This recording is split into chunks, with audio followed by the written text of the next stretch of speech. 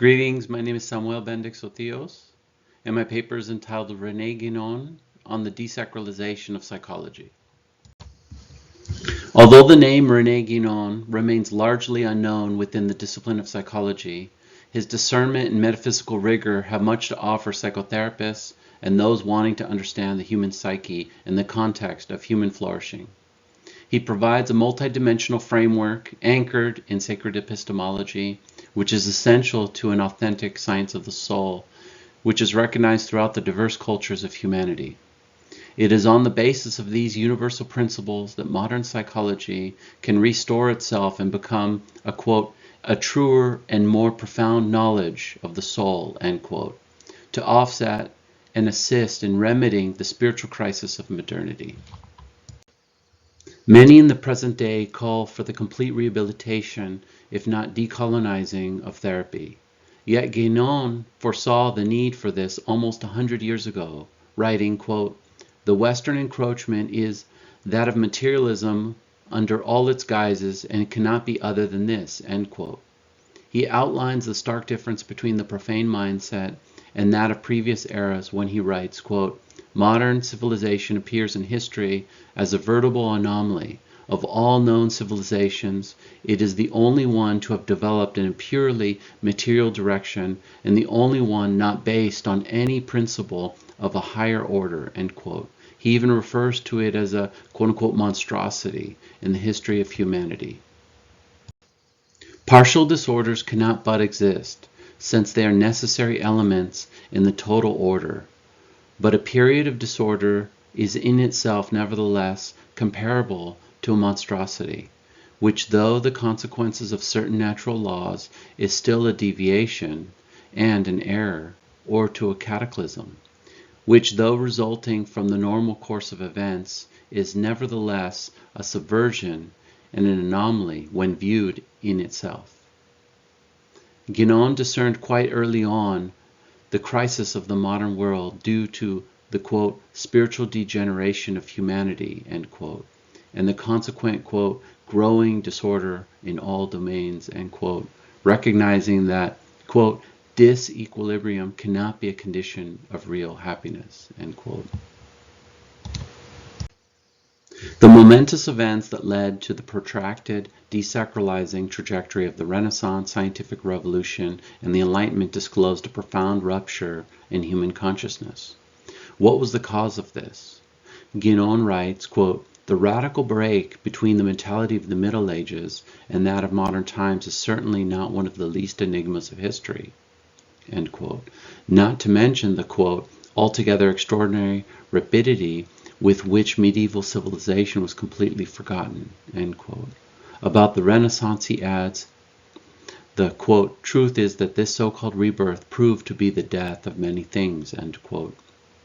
Especially in light of the humanism that emerged at this time, which reduced everything to purely human proportions, devoid of a higher principle, thus aiding the entrenchment of contemporary secularism. The rapid ascendancy of this spiritual degradation that we see abundantly today has fractured the more holistic view of human identity held by traditional cultures. This has led to lives devoid of transcendent meaning, in which a vivid sense of the sacred has been eclipsed. Central to Guénon's reflections on the debasement of psychology is the trauma spawned by this deviation and how this has undermined the integrity and well-being of human beings. Guénon referred to fissures that have appeared in the Great Wall, known in the Hindu tradition as the mountain of Loka, which divides the cosmos Loka from the outer darkness Aloka. These cracks, so to speak, have caused breaches in the protective barrier of the world, which in turn are reflected in the disequilibrium that afflicts the human psyche. As the temporal cycle, Yuga, moves further away from the spirit, especially during the Kali Yuga, the Dark Age, these subversive forces act with greater intensity on our cognition, feelings, and behavior. Having died in 1951, Guénon did not have the opportunity to analyze later developments in modern Western psychology. With its endless models and therapeutic techniques, Yet despite this, he offered remarkable insights and critiques where the discipline had already begun to deviate, an aberration that began at its very inception, when it broke away from philosophy and religion in the quest for autonomy. This is key to understanding the rise of therapeutic culture, along with its fallacious notion that the mind and our behaviors could be studied in a vacuum devoid of any reference to transcendent principles. Although modern psychology monopolizes the human psyche as a domain belonging to it alone, this is not remotely the case. As Guénon writes, quote, "So-called psychic phenomena lie entirely outside the domain of mainstream psychology," end quote. The paradox of present-day mental health treatment is that while it is entirely reduced to the psychophysical order, the intermediary realm of the soul eludes any attempts to be accounted for by a single explanation alone. The following citation, while referring to the psychodynamic theory attributed to Sigmund Freud, conveys the genesis of all modern Western psychology and its problematic origins. Quote, "The requirement imposed on anyone who wants to practice psychoanalysis as a profession is to be first psychoanalyzed himself. So from what source did the first psychoanalysts obtain the powers that they communicate to their disciples, and by whom were they themselves psychoanalyzed in the first place?" End quote. In light of this, his harsh assessment of the modern discipline becomes more intelligible. Quote, "Psychology surely represents the fullest development of the scientific aberration," end quote. And quote, "What they call psychology consists only in the study of mental phenomena, which are no more than external modifications and not the essence of the being." That said, Guénon noted that modern psychology's inception began even earlier, with John Locke, one of the most influential thinkers of the European Enlightenment, to whom was attributed the doctrine of empiricism and the associated notion of tabula rasa, clean or erased slate. It needs to be remembered that Freud was himself a product of the Enlightenment, and there is a direct correlation between his reductionistic outlook and the emergence of the quote-unquote talking cure. Guénon examined the anomaly of modern Western psychology as a byproduct of the Enlightenment project in the following way. Psychology as it is understood today, that is, the study of mental phenomena as such, is a natural product of Anglo-Saxon empiricism and of the 18th century mentality, and the point of view to which it corresponds was so negligible for the ancient world that even if it was sometimes taken incidentally into consideration, no one would have dreamed of making it a special science of it, since anything of value it might contain was transformed and assimilated in higher points of view. Guénon here frames the most decisive question regarding the entire theme of psychology in light of the sacred traditions of humanity and their science of the soul. From what source did modern psychology originate? This question is directly relevant to the mental health crisis and broader spiritual degeneracy of the modern world. The emergence of the Enlightenment heralded the steady decline of religion and spirituality.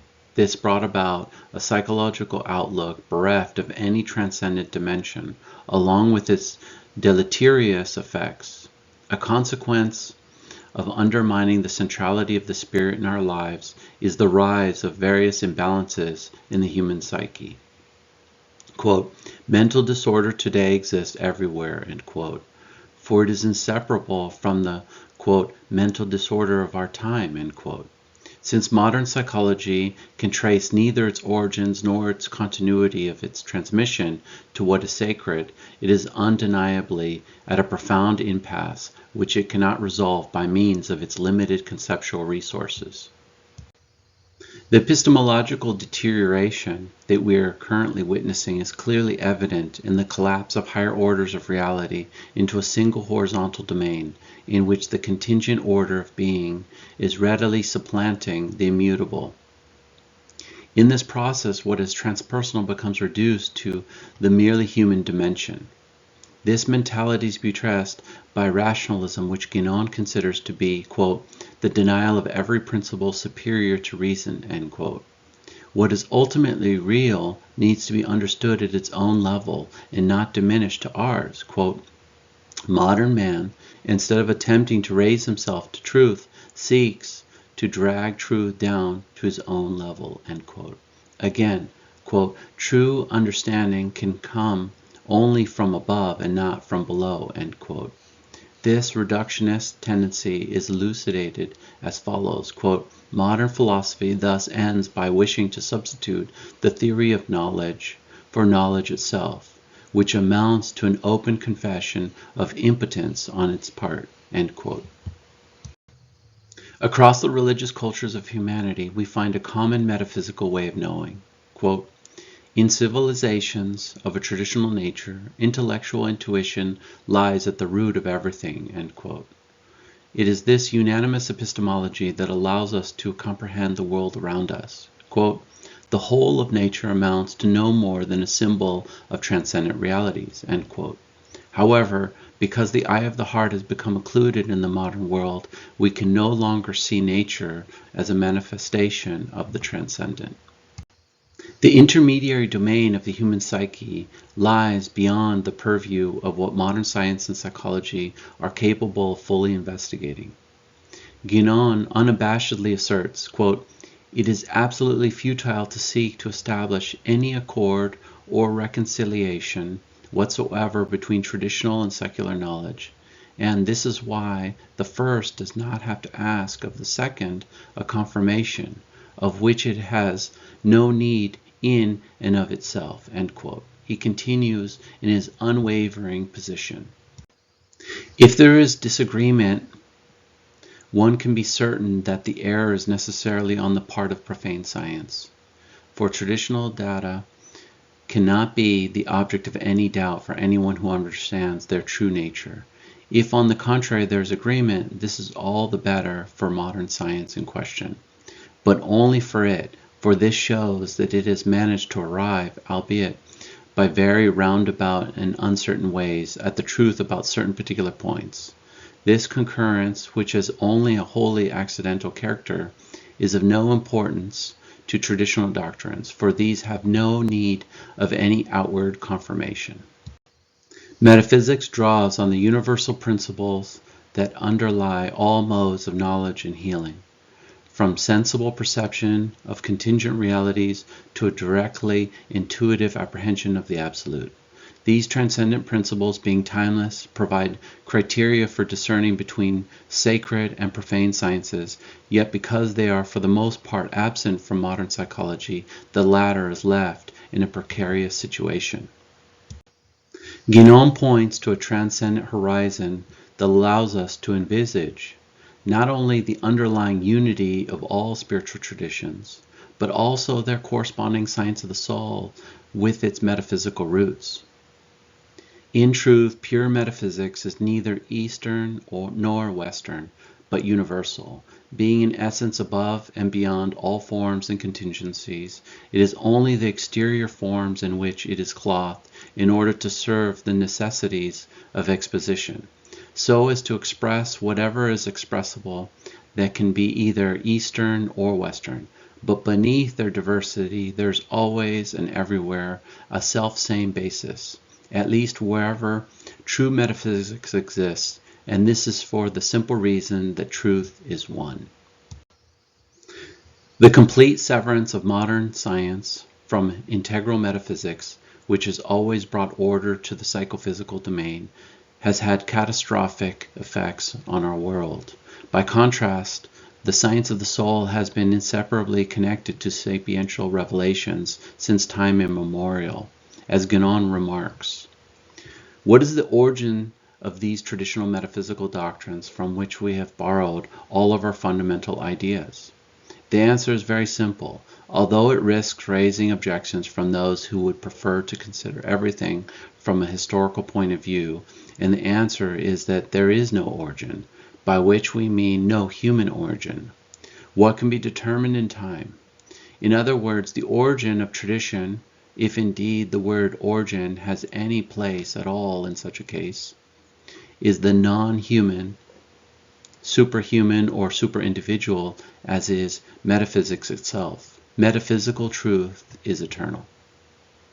Here Guénon articulates the real nature of metaphysics and why it evades all definition. Metaphysics is essentially the knowledge of the universal, or if preferred, the knowledge of principles belonging to the universal order, which moreover alone can validly lay claim to the name of principles. But in making this statement, we are not really trying to propose a definition of metaphysics, for such a thing is a sheer impossibility by reason that very universality which we look upon is the foremost among its characteristics, the one from which all the others are derived. In reality, only something that is limited is capable of definition, whereas metaphysics is on the contrary by its very nature absolutely unlimited, and this plainly does not allow for our enclosing it within a more or less narrow formula. And a definition in this case would be all the more inaccurate the more exact one tried to make it. Metaphysics cannot be studied psychologically, as it transcends the intermediary realm of the psyche and is the source of equilibrium for both the soul and the body.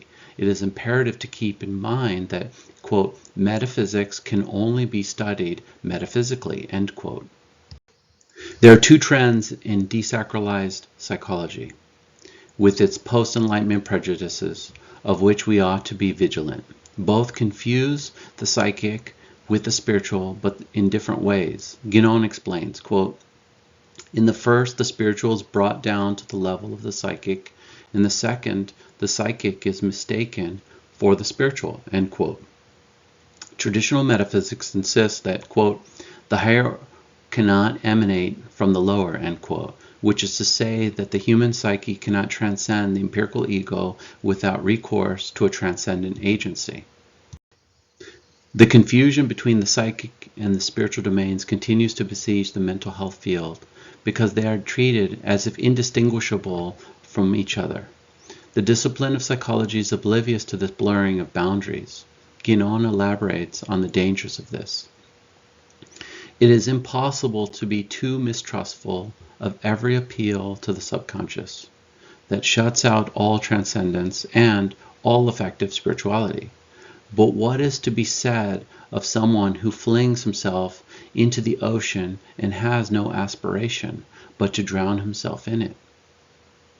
This is very precisely the significance of a so-called fusion with a cosmic consciousness that is really nothing but the confused and indistinct assemblage of all the psychic influences. These influences have absolutely nothing in common with the spiritual influences.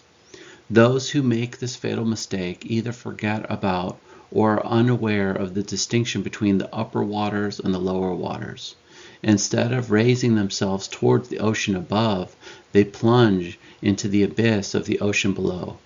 Instead of concentrating all their power so as to direct them toward the formless world, which alone can be called spiritual, they disperse them in the endlessly changeable and fugitive diversity of the forms of subtle manifestation, with no suspicion that they are mistaken for a fullness of life, something that is in truth the realm of death and of a dissolution without hope of return.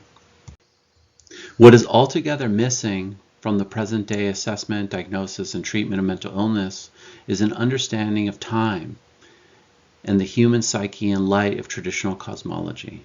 We need to recall that cosmology derives from metaphysics, not the other way around.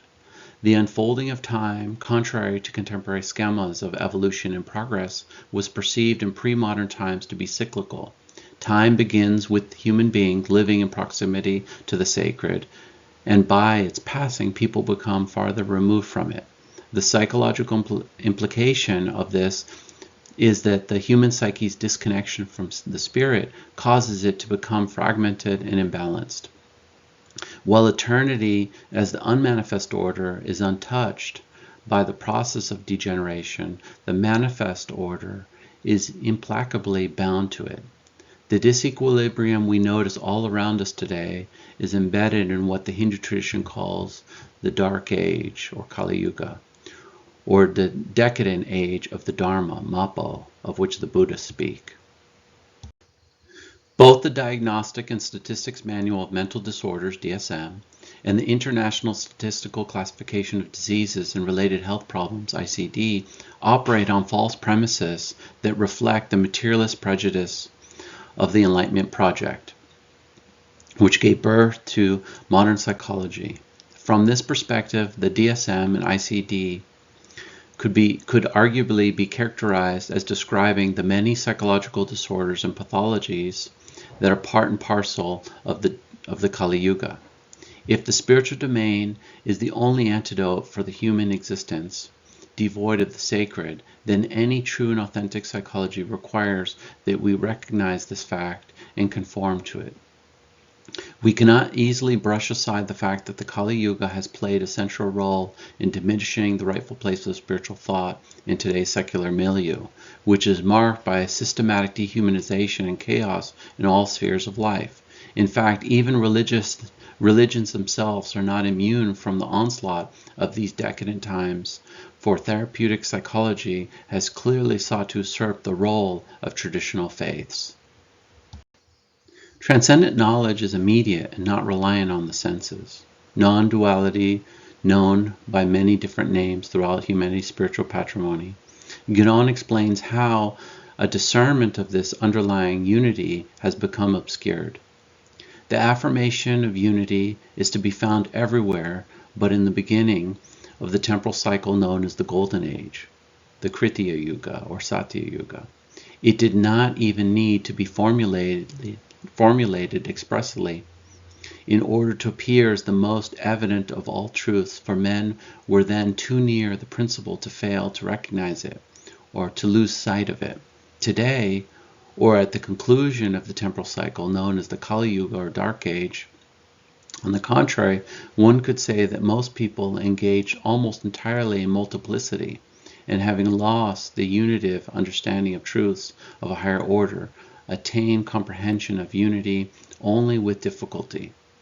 And that is why little by little it has become necessary to formulate this affirmation of unity over and over again, and more clearly, one might even say more and more energetically, in the course of the history of mankind on Earth. Reductionism lies at the very root of modern science and a psychology that has been infected by what is known as psychologism. Without transcendence, psychology cannot be faithful to the transcendent foundations of our humanity. Thus, the pernicious errors of relativism have contributed directly to mankind losing its sense of the sacred, a ubiquitous phenomenon in the present day.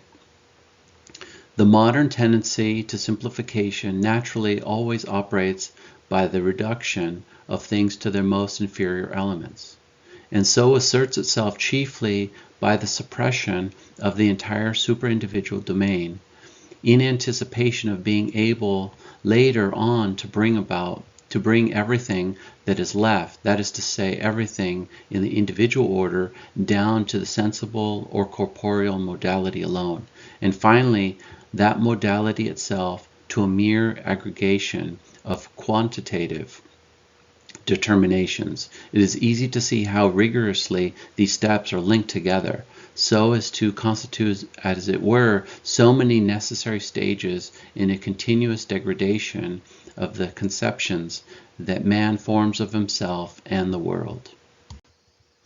When reality is looked at through the lens of psychology, everything appears fragmented. The realm of the psyche is not self-contained as is often assumed. The intermediary realm of the psyche, situated between the corporeal and the spirit, is itself, like the physical body, contingent on a higher reality. The spirit, by definition, cannot be restricted. Therefore, when we consider effective ways of knowing and healing, we need to account for distinct levels of reality. Guénon writes, quote, "The infinite cannot admit any restriction, for every determination is necessarily a limitation by the very fact that it must leave something outside itself." End quote.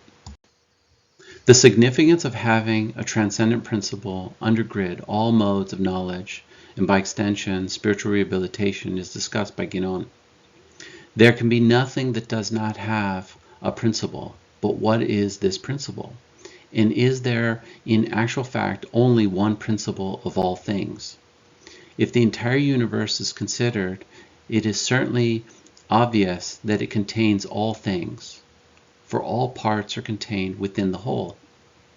On the other hand, the whole is necessarily unlimited, for if it had a limit, whatever exceeded that limit would not be included within the whole, and this supposition is absurd. That which has no limit can be called the infinite, and since it contains everything, this infinite is the principle of all things. Moreover, the infinite is necessarily one, for two infinites that are not identical would exclude one another. Hence, there is only one unique principle of all things, and this principle is the perfect, for the infinite can only be such if it is the perfect. A key figure responsible for the pervasive dichotomy we see in modern science is René Descartes, who put forward his own brand of mind-body dualism, which continues to have an enduring influence on the development of modernity's Weltanschauung. Guénon speaks to how extensively this fundamental scission has permeated today's intellectual climate. Quote, "The Cartesian duality has imposed itself on all modern Western thought," end quote. This bifurcated paradigm is embedded in the ontological and epistemological presuppositions of mainstream psychology. This has led to inevitable consequences for how we envisage the human condition and indeed reality itself. Cartesian dualism, the exclusive division of the world into res extensa, extended entities, and res cogitans, thinking entities, reduces all experience to the private and subjective realm, thus denying the demands of objective reality. Yet this misconceived division does not appear in traditional healing methods found throughout the world's religions, which includes the spiritual heritage of the first peoples and shamanic traditions. For example, Guénon illuminates the essential metaphysical principles found in traditional Chinese medicine and how anything comparable is completely lacking in modern Western medicine. Traditional Chinese medicine in particular is based more or less entirely on the distinction between yang and yin. Every illness is due to a state of disequilibrium, that is, to an excess of one of these two in relation to the other. This must then be strengthened to re-establish the equilibrium, and in this way one reaches the very cause of the illness instead of being limited to treating more or less outward and superficial symptoms, as is the profane medicine of modern Westerners. The traditional approach to the human being entails a holistic attention to both our psychic and physical dimensions sustained, as they are by a transpersonal order of reality. The overthrow of the intellect or the eye of the heart by modern science and its psychology is due to their myopic and reductionistic vision of what constitutes a human being and the cosmos itself. It signals the decisive collapse of the spiritual domain and the tripartite structure of the human being, consisting of spirit, soul, and body. This has given rise to modes of knowing that are both truncated and horizontal, made worse by the fact that this subversion has taken place largely unbeknownst to most people today. Guénon touches on how widespread belief in our triadic substance has been. Quote, "The distinction of spirit, soul, and body is moreover that which has been unanimously accepted by all the traditional doctrines of the West. End quote. By means of metaphysical discernment, we may contemplate the human being as a miniature of the cosmos, who as, quote, a microcosm must necessarily participate in the three worlds. By this spirit, he belongs to the domain of superformal manifestation, by his soul to that of subtle manifestation, and by his body to gross manifestation." End quote. Despite the materialistic biases of modernity, it needs to be remembered that, quote, the human order and the cosmic order are not in reality separated, end quote. Regarding our ability to apprehend reality, Guénon writes, quote, our present consciousness is not the whole consciousness. It constitutes only a certain portion thereof, and what is excluded may well exceed what is included in extent and complexity, end quote. Guénon notes that the traumatic impact of having lost our sense of transcendence, quote, modern man has become quite impermeable to any influences other than such as impinge on his senses. Not only have his faculties of comprehension become more limited, but also the field of his perception has become correspondingly restricted, end quote. With this transpersonal faculty, our knowledge of what is true is rendered impoverished. Guénon writes, in witnessing the confusion reigning in our time in every domain, we have often emphasized that in order to escape it, one needs to know above all how to put each thing in its place. That is, to situate it with respect to other things exactly according to its own nature and exact importance. Thought, being, knowledge, and reality are all interconnected and unified in traditional modes of knowing. This requires a consonance between the knower and the known. As Guénon writes, the, quote, knower, known, and knowledge are truly one only, end quote. Here, being and knowledge are synonymous with one another. In the traditional or pre-modern world, there were modes of knowledge with their corresponding levels of reality by which one could realize the supreme identity. In this understanding, a distinction was always made between relative knowledge and a way of knowing that was absolute. The vertical dimension of spirit pervades the horizontal domain of conditioned phenomena. This insight, essential to comprehending the human state, is absent in contemporary psychology. Guénon outlines this metaphysical principle as follows. The vertical will then represent that which connects all the different states of manifestation of one and the same being, and which is necessarily the expression of that same being, or if one wishes, its personality, the direct projection by which it is reflected in all states, while the horizontal plane will represent the domain of a certain state of manifestation envisaged here in the macrocosmic sense. The principle that, quote, two contrary tendencies are to be traced in everything, end quote, is central to all sacred psychology, for we are at all times in our cognition and behavior moving towards the spirit or away from it, ascending or descending. These polarities can only be reconciled through metaphysics. This is why psychology and mental health require a transpersonal foundation. Modern psychology and its mental health modalities have failed to see that the empirical ego is unstable and the source of untold suffering in our fleeting world. The self that mainstream psychology aims to study is not who we truly are. Quote, from the metaphysical point of view, the supposed unity of the self, that is, the individual being, so indispensable to Western and profane psychology, is a fragmentary unity, end quote. Furthermore, quote, it is not the self that must be liberated, since it is never conditioned or subject to any limitation, but rather the ego. Rather, the, quote, self is thus the principle by which all the states of the being exist, end quote. This exposes modern psychology's profound limitations, for it knows nothing about the primordial nature of our true self. Becoming who we truly are is now more difficult, especially since modernity's confusion of ontological levels. Quote, being and non-being, in quotes, are not of the same orders, Guénon points out. Quote, non-being or the non-manifested comprehends or envelops being or the principle of manifestation, end quote.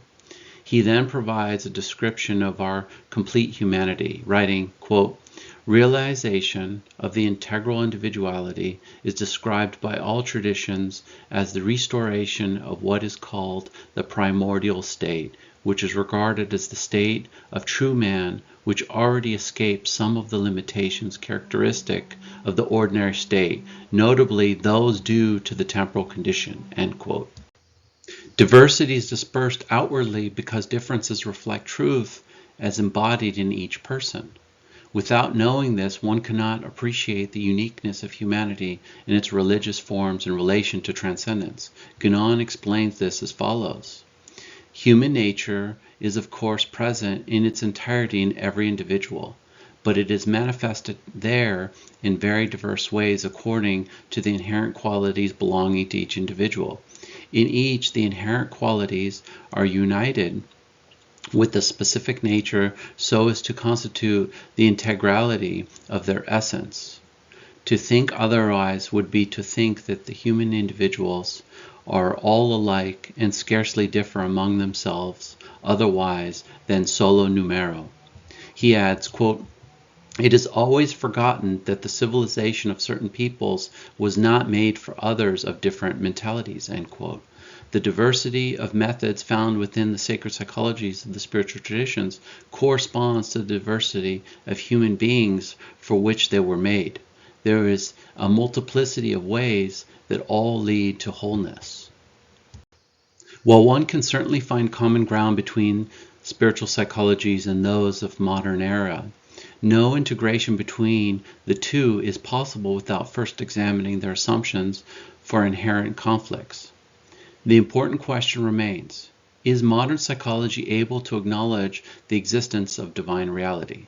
Again, the premises of modern psychology are secular, which means that they are inherently sundered from the sacred.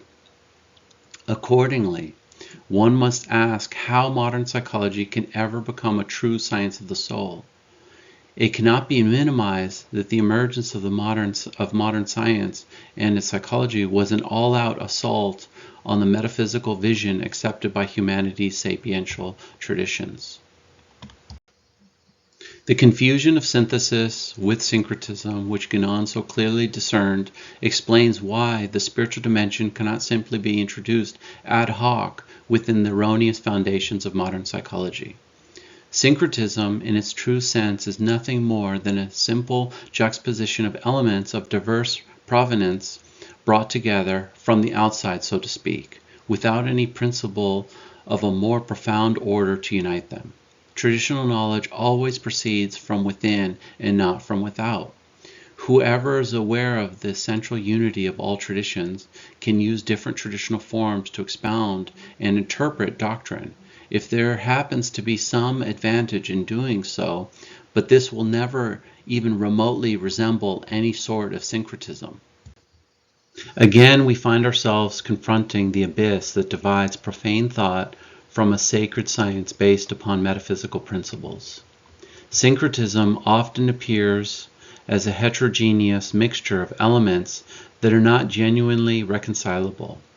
The blending of truth with error cannot yield an authentic account of reality. In contrast to a flawed syncretism, Guénon offers a compelling alternative.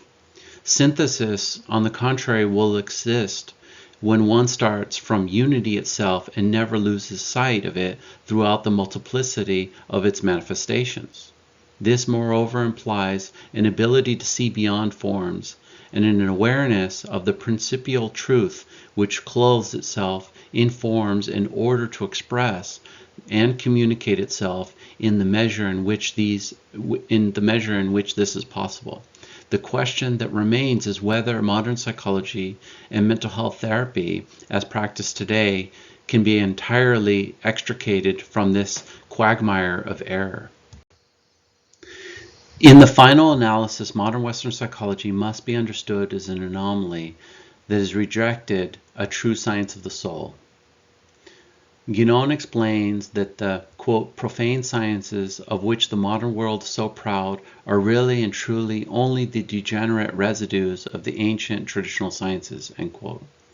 Psychology today has been radically afflicted by what Guénon called intellectual myopia or intellectual regress, as evidenced by the fact that, quote, minds are becoming more and more unbalanced, end quote. Yet the modern discipline may still elect to move beyond its crippled state should it wish to do so. Resolving the current mental health crisis and its root cause in the spiritual poverty of the modern world is going to take nothing short of a radical transformation of consciousness. We need to undertake a far-reaching re-examination of ourselves, metatonia, in light of sacred truths that were native to our humanity until the so-called Age of Enlightenment. According to Guénon, quote, the true causes of everything that happens to a being are in the final analysis always the possibilities inherent in the very nature of that being, end quote. It is by recalling these innate principles and amnesis in the depths of our human substance that a true restoration can take place.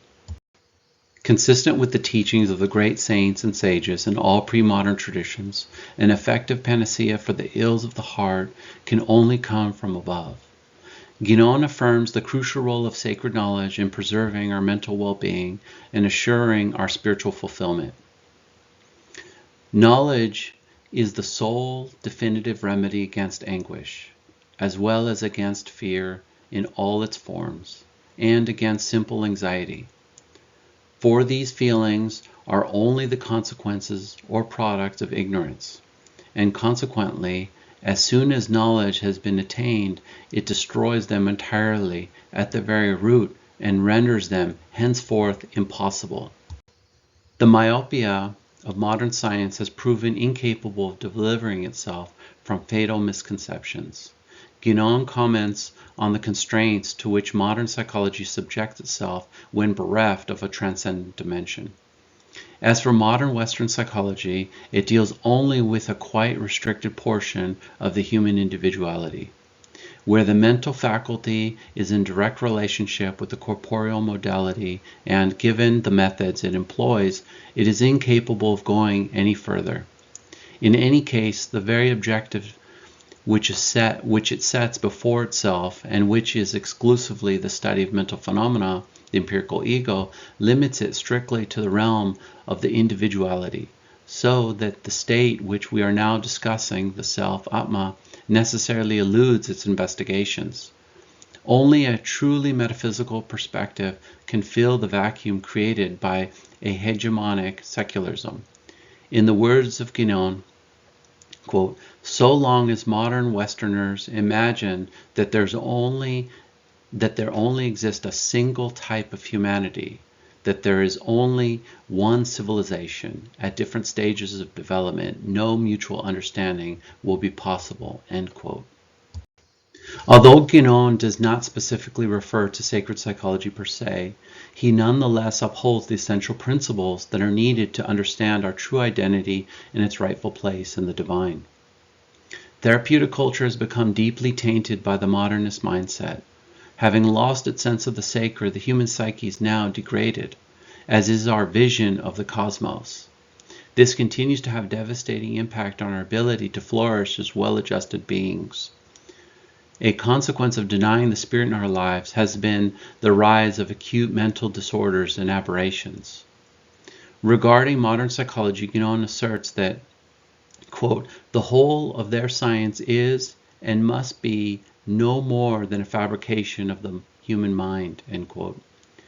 To the question of what it would take to turn things around in order to restore a fully holistic vision of what we are as persons, Guénon offers a striking answer, quote, if our contemporaries as a whole could see what it is that is guiding them and where they are really going, the modern world would at once cease to exist as such, end quote. Thank you for taking the time to listen to my presentation.